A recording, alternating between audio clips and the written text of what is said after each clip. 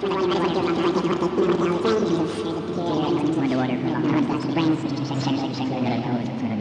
just kind of the impulsive behavior, what it does to the brain. What are the things that happen with watching underwater for a long time. That is what it feels like. Underwater. That is what it feels like. It feels like what it does. What it does to the brain. Underwater for a long time. Watching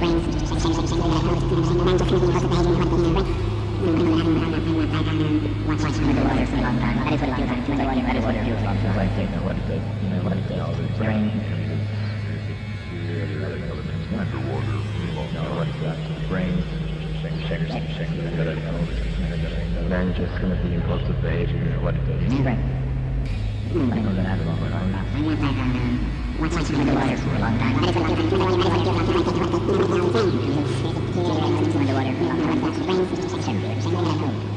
Then just kind of the impulsive behavior, what it does. Brain.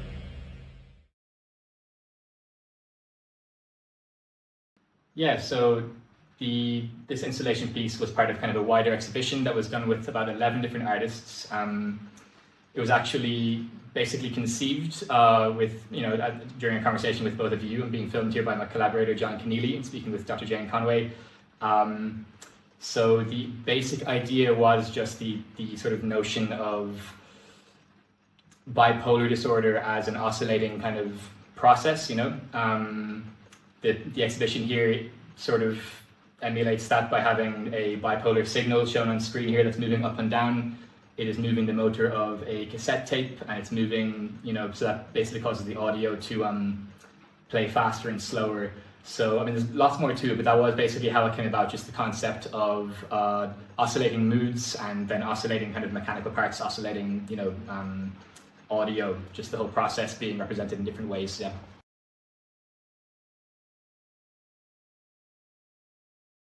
So 2 different softwares are being used here, technically 3, I suppose. The first one that we saw on screen earlier with a kind of a video of a thistle opening and closing and the electrical signal shown on the screen is called Touch Designer. Great software. It's being used in a fairly basic purpose here. It's just kind of synchronizing the video with the electronic signal. I'm also using VLC media player to just play a kind of a audio loop of sort of cello music that I wrote in Ableton on the to play in the background. The main software I suppose being used is this. It's VCV Rack 2. It's basically a digital version of this kind of technology seen in the table. It's a modular synthesizer simulator. It's free. It's really good. So a couple of different things going on here. This again is a CV interface. It's kind of interfacing with the physical thing in the table here. This module is being it's talking to this one basically, so that when I move my hand near the theremin, it's sending it into this module on the table, into this module here, and this is actually then interfacing with Touch Designer in a separate window. A few other things, it's not a super complicated use of it, but we have this LFO. This would have been possible with the physical LFO too, but it just likes the kind of the arc, the behavior seen by this one. So this is a digital LFO that's a low frequency oscillator. So you can see it here on the screen. So without moving my hand near the theremin, it is still a free running, predictable signal that just very slowly oscillates from a positive to a negative range. Again, that makes the audio on the Walkman play faster and slower, and at a higher and lower pitch. It's being sent into this reverb here just to kind of give it a bit of an echoing effect, and I'm also sending the audio from the cello loop to be processed kind of in parallel into this reverb. And that's about it really. We've got a mixer, a few different mixers. Some of those are mixing CV signals, but that is basically the size of it. So it is essentially, it's just this head with a Walkman, this physical kind of modular synth here interfacing with a digital simulation just to kind of add more modules basically, and to allow it to interface with Touch Designer to show the signal on screen and to synchronize the video footage.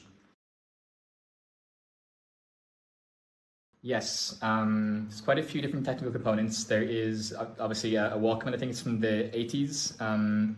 This one actually has a kind of a built-in variable speed circuit that I've kind of modified with it, with the soldering iron to receive control voltage. So that's just basically electricity sending signals on a kind of positive and negative range. Again, this is sort of related to bipolar disorder as in the way that I see it, kind of oscillating from a positive to a negative range. So we have the Walkman. This is actually an antique hat stand, is what I was led to believe, on the secondhand market that I bought from. This glass head. It's covered in about 3 inches of epoxy resin that I cast it in. There's a lot of crushed glass broken up into that resin. Some of that was recycled. Some of that was actually just vases that I'm kind of ashamed to admit that I purchased firsthand because it was a nice clear glass and it was quite cheap. So basically it's a big lump of resin and broken glass. There was a lot of kind of chiseling and angle grinding for a few weeks to get it to the shape that I wanted to get it in. There was a few different miscasts of different glass heads also. So it's a head, it is a Walkman. The Walkman is modified to receive control voltage from this component here. So this is basically a small modular synthesizer. Basically, this is an interface to send and receive control voltage, which again is just electricity on a positive to negative scale. So here we have a theremin controller on the right. It emulates a theremin. To be a true theremin, it needs to be hooked up to audio.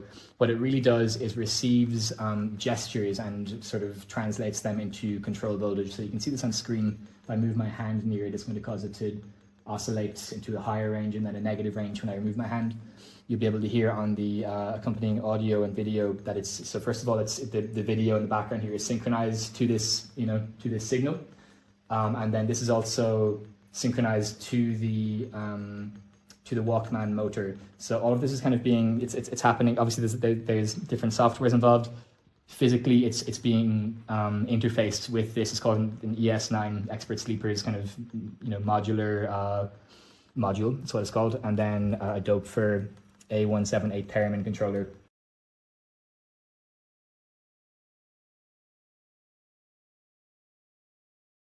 Of course, yeah, definitely. So it's basically a way of kind of emulating bipolar disorder as I see it. I suffer with bipolar disorder personally. And it's kind of tackling a niche aspect of that mood disorder. So what we have here basically is a tape loop that's, it's like a 20-second tape loop. It's just tape that I've cut up and stuck together. It's playing kind of infinitely through this loop here. It actually already played for 3 weeks during an exhibition, and it's being dragged over sandpaper. So that sandpaper is actually just causing the surface of the tape to be scrubbed of its memory and its information. And obviously the oscillator is synchronized with the motor. So when it's at its peak, that causes the motor to spin faster, and that causes the tape to be scrubbed of information at a faster rate. So it's basically a way of kind of portraying my experience with manic episodes. In my mind here, the LFO is meant to represent the mood cycles. So the peak of the LFO is when it's spinning faster, and that would represent mania in this metaphor here, So for me, I noticed that I tend to suffer kind of memory loss during manic episodes. So that's essentially the core idea of the piece here, is that the faster the tape plays, the faster it's being scrubbed of information, and that it's losing memory. And it's meant to get across the idea that that bipolar is a kind of a condition of cycles. It's a cyclical process. The theremin here is kind of meant to demonstrate the idea of outside interaction with other people disrupting the mood cycle. So already we're seeing a kind of a constant cycle from a positive to a negative range.